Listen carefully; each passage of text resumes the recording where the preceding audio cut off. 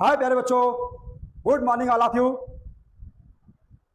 जब मंजिल करीब हो तो मेहनत जबरदस्त करना, जीत निश्चित है तुम्हारी, बस तुम अपनी पढ़ाई में व्यस्त रहना।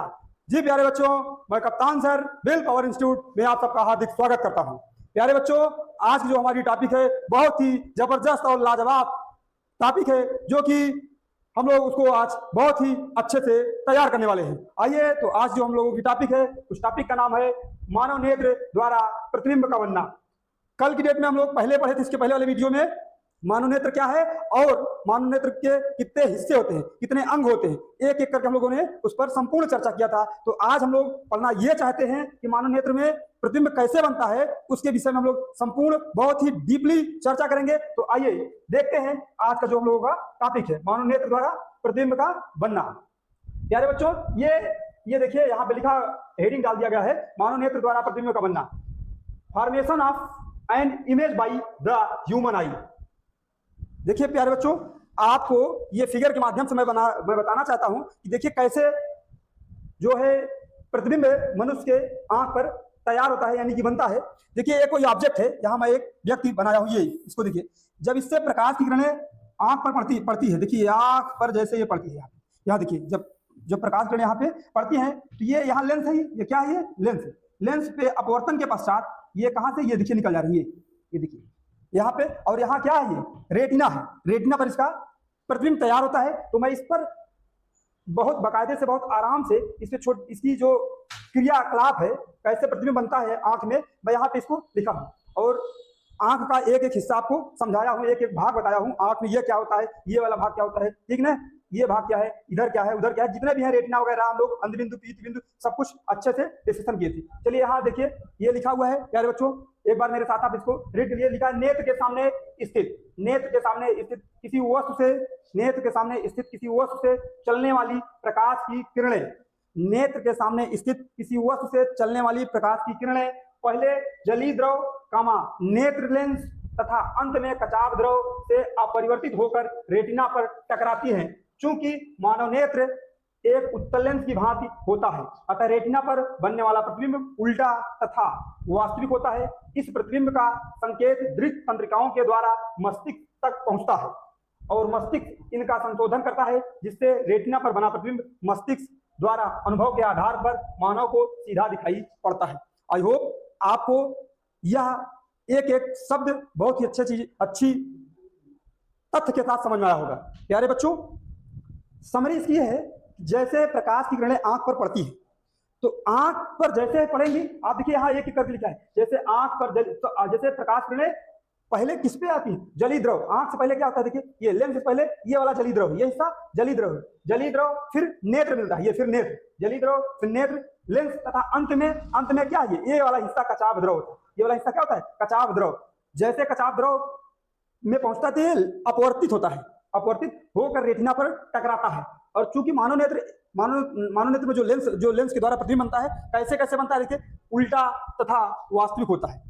जब प्रकाश किरण आंख पर पड़ती है, पड़ने के बाद तो जैसे मस्तिष्क, जैसे इन सब नेत्र लेंस से, कचाव द्रव से यानी जलीय द्रव, ये दोनों द्रव और नेत्र लेंस जैसे अपवर्तित होकर रेटिना पर पड़ती है, तो रेटिना पर पड़ने के बाद इसका प्रतिबिंब कैसे बनता है, उल्टा वास्तविक बनता है। लेकिन इसके हमारे आंख में दिक् तंत्रिकाएं होती हैं, उसके द्वारा यह मस्तिष्क हमारा इसको कैसे रीड करता है, सीधा रीड करता है और हमारे समझ में आता है कि ये क्या है। जैसे इसको देखना हो, हम पता कर पाए कि ये मार्कर है, ये लाइट पेन है, या कोई भी चीजें हैं, जैसे हमको समझ में आए, तो जैसे प्रकाश किरण यहाँ पड़ेगी, पड़ने के बाद ये पहले जलीय द्रव फिर नेत्र लेंस फिर कचाव द्रव से होकर अपवर्तित होकर रेटिना पर जब ये प्रतिबिंब बनेगा, ये प्रतिबिंब बनता है उल्टा वास्तविक। उसके बाद हमारा मस्तिष्क इसको दिक् तंत्रिकाओं के माध्यम से इसको सीधा रीड करता है, तो हम समझ जाते हैं कि ये कौन सी वस्तु है। आई होप आपको ये बहुत ही बेहतरीन समझ में आया होगा। तो हम लोग इसको देखते हैं और समझते हैं, समझ भी गए होंगे।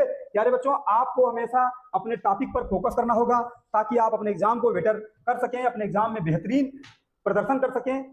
और कोई भी समस्या आपको अगर आए इस टॉपिक से, तो आप कमेंट बॉक्स पर कमेंट करिए और हमसे पूछिए कि हमें ये समस्या है सर, हमें आगे ये बताइए। और जो भी आपको जिस भी टॉपिक में समस्या है, उसको आप कमेंट बॉक्स में कमेंट करके हमें अवगत कराएं, मैं उसका भी वीडियो बनाकर आपको सेंड कर दूंगा।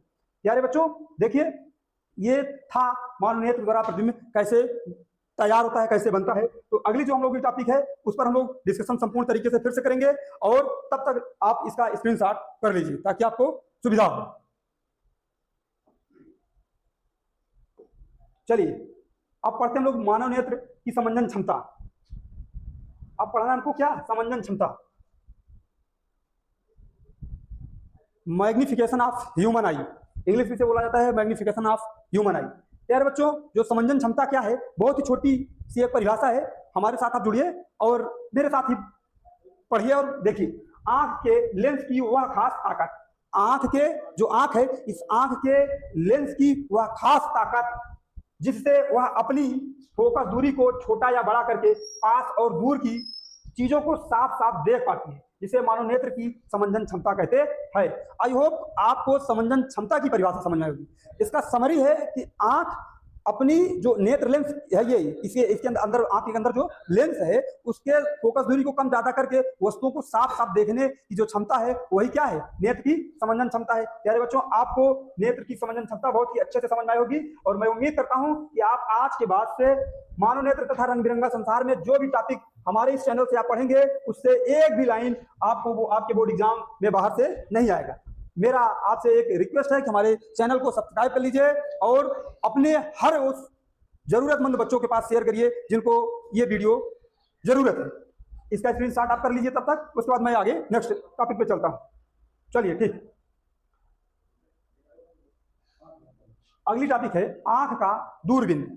आंख का दूरबिंदु, प्यारे बच्चों, अगली जो टॉपिक है क्या है, आंख का दूरबिंदु। देखिए, हमारी जो आंख है, ये जो है हमारी ह्यूमन आई जो होती है, इसका दूरबिंदु क्या होता है।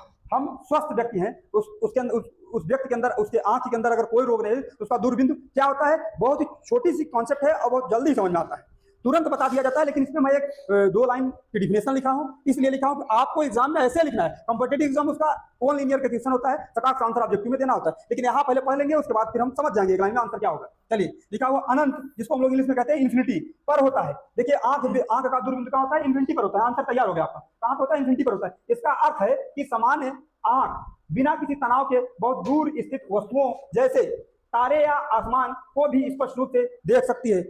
कहने का तात्पर्य है कि हमारी आंख समान अवस्था, मतलब उसमें कोई रोग न हो आंख में, और वह तारे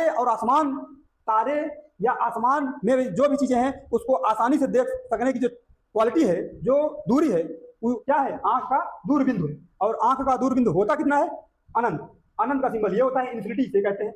हमसे एग्जाम में पूछेगा कि आंख का दूरबिंदु कितना होता है, तो आंसर होना चाहिए इन्फिनिटी, हिंदी में अनंत। आई होप आपको आंख का दूरबिंदु समझ में आया होगा। आप इसका स्क्रीनशॉट कर लीजिए, मैं इसको इरेज कर दे रहा हूं तब से, उसके बाद आप करिए स्क्रीनशॉट। चलिए प्यारे बच्चों, आपके एग्जाम के लिए बहुत ही बेहतरीन है, इन्फिनिटी का सिंबल मैं यहां बना दे रहा हूं, आप इसका स्क्रीनशॉट कर लीजिए। ठीक, चलिए नेक्स्ट टॉपिक जो हम लोगों की है,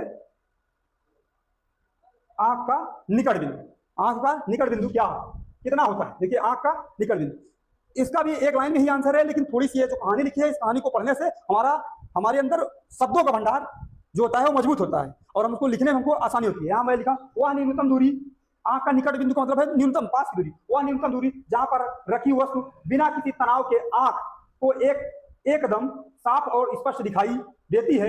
एक स्वस्थ सामान्य मानव नेत्र के लिए यह निकटतम दूरी या निकट बिंदु 25 सेंटीमीटर होती है।